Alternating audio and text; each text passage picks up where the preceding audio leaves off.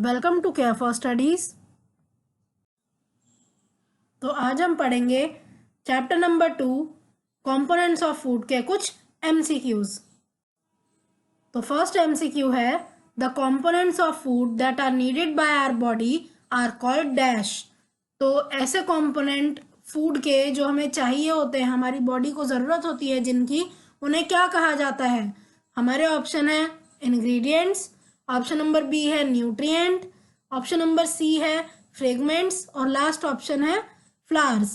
तो इसका आंसर है ऑप्शन नंबर बी न्यूट्रिएंट। तो ऐसे कंपोनेंट जो हमें बहुत ज़्यादा ज़रूरत होती है और जो हमें खाने से मिलते हैं उन्हें बोला जाता है nutrient. Next is which of the following statement is false for nutrient. Nutrient के लिए इनमें से कौन सी स्टेटमेंट गलत है? तो एक एक करके अब हम सारी स्टेटमेंट पढ़ेंगे और देखते हैं इनमें से कौन सी गलत है। पहली स्टेटमेंट है इट प्रमोट्स ग्रोथ। तो ये स्टेटमेंट सही है, न्यूट्रिएंट हमें मिलेगा तभी हमारी बॉडी ग्रो कर पाएगी। सेकेंड स्टेटमेंट है it helps in function and maintenance of body. तो हाँ, हमारी बॉडी जो प्रॉपर फंक्शन करती है या हमारी बॉडी जो मेंटेन्ड है उसे मेंटेन रखने के लिए न्यूट्रिएंट की ज़रूरत है। तो ये स्टेटमेंट भी ठीक है। लास्ट स्टेटमेंट है इट मेक्स अस लेजी। तो न्यूट्रिएंट से हम आलसी बन जाते हैं। तो ये स्टेटमेंट फॉल्स है, न्यूट्रिएंट से हम आलसी नहीं बनते। नेक्स्ट क्वेश्चन है which of the following is the richest source of energy. और ऑप्शन है हमारे पास fats, carbohydrates, proteins and vitamins and minerals. तो इन सभी ऑप्शन में से हमें पता है प्रोटीन और विटामिन एंड मिनरल ये तो रिच सोर्स है ही नहीं एनर्जी के। कंफ्यूजन कहाँ आती है बच्चों को? फैट्स और कार्बोहाइड्रेट के बीच में। अब ये दोनों ही हमें एनर्जी देते हैं। अब क्वेश्चन अराइज होता है कि कौन ज़्यादा एनर्जी हमें देगा। तो फैट क्योंकि एनर्जी बैंक होते हैं इसीलिए ये ज़्यादा एनर्जी देते हैं और इसीलिए यहाँ पे आंसर है A fat. Next is every food item contain all the nutrients. हमें बताना है ये स्टेटमेंट ट्रू है या ये फॉल्स है। तो इस स्टेटमेंट में लिखा है कि हर एक फूड आइटम में सारे ही न्यूट्रिएंट प्रेजेंट होते हैं। तो ये स्टेटमेंट गलत है, हर फूड आइटम में सारे न्यूट्रिएंट का होना ज़रूरी नहीं है। फॉर एग्जाम्पल अगर मैं पोटैटो की बात करूँ तो इसमें कार्बोहाइड्रेट बहुत ज़्यादा होता है, यही इसमें अगर मैं प्रोटीन की बात करूँ तो इसमें प्रोटीन नहीं होता। तो इसीलिए एक फूड आइटम ऐसा हो सकता है कि वो एक न्यूट्रिएंट में रिच हो लेकिन दूसरा न्यूट्रिएंट उसमें ना हो, इसीलिए ये जो स्टेटमेंट है ये है फॉल्स। नेक्स्ट क्वेश्चन है which of the following nutrient is known as energy bank. तो इनमें से कौन सा न्यूट्रिएंट एनर्जी बैंक भी हम उसे कहते हैं ये बताना है। तो पहला है विटामिन एंड मिनरल, सेकेंड है कार्बोहाइड्रेट, थर्ड है फैट और लास्ट ऑप्शन है प्रोटीन।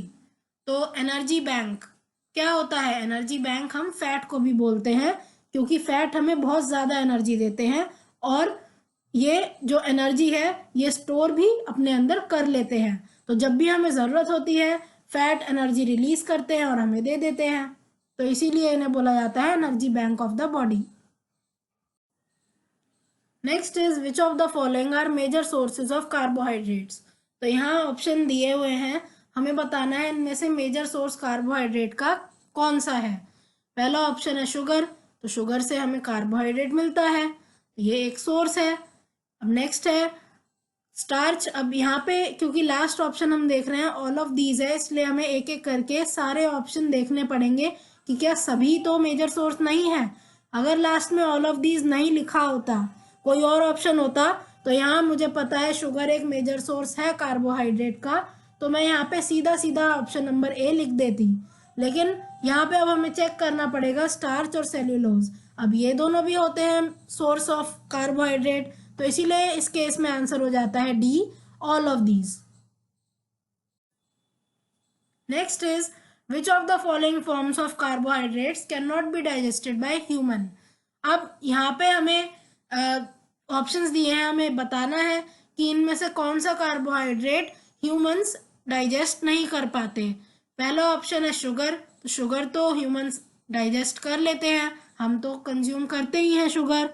नेक्स्ट है स्टार्च, तो स्टार्च भी हमें पता है राइस में स्टार्च है, पोटैटो में स्टार्च है, तो स्टार्च भी हम डाइजेस्ट कर लेते हैं। नेक्स्ट है सेल्यूलोज। तो सेल्यूलोज एक ऐसा कार्बोहाइड्रेट है जो हम डाइजेस्ट नहीं कर पाते, इसीलिए यहाँ पे आंसर है सी, सेल्यूलोज। नेक्स्ट क्वेश्चन है animals have special stomach part called dash which helps in digestion of cellulose. तो अभी मैंने आपको प्रीवियस एमसीक्यू में बताया कि सेल्यूलोज को ह्यूमंस डाइजेस्ट नहीं कर पाते, लेकिन कुछ एनिमल होते हैं जैसे काऊ है, वो डाइजेस्ट कर लेती है सेल्यूलोज को। तो उनके स्टमक में ऐसा कौन सा स्पेशल पार्ट है जिससे डाइजेशन हो पाता है सेल्यूलोज का? तो क्या वो रेमन है, क्या वो ल्यूमन है, क्या वो र्यूमन है, या फिर ट्यूब है? तो आंसर है इसका ऑप्शन नंबर सी, र्यूमन। Next is which of the following is not a source of carbohydrate. अब हमें बताना है इनमें से कौन सा कार्बोहाइड्रेट का सोर्स नहीं है। तो हनी से हमें कार्बोहाइड्रेट मिलता है, जैगरी, जैगरी का मतलब होता है गुड़, गुड़ से भी हमें कार्बोहाइड्रेट मिलता है। नेक्स्ट है बनाना, तो केला भी हमें कार्बोहाइड्रेट देता है। लास्ट है वाटरमेलन, तो वाटरमेलन से हमें कार्बोहाइड्रेट नहीं मिलता, ये एक अच्छा सोर्स नहीं है कार्बोहाइड्रेट का, इसीलिए यहाँ पे यही हमारा आंसर हो जाता है। So thank you for watching. आज की क्लास के लिए बस इतना ही। अगर आपको ये वीडियो पसंद आई हो तो इसे लाइक करें, इसे शेयर करें और हमारे चैनल को सब्सक्राइब करें and hit the bell icon, जिससे हम जब भी एक नई वीडियो डालें तो उसका नोटिफिकेशन आप तक सबसे पहले पहुंचे। Thank you. आप अपने डाउट्स, सजेशंस और आपको जिस भी टॉपिक पर वीडियो चाहिए हमें कमेंट करके बताएं।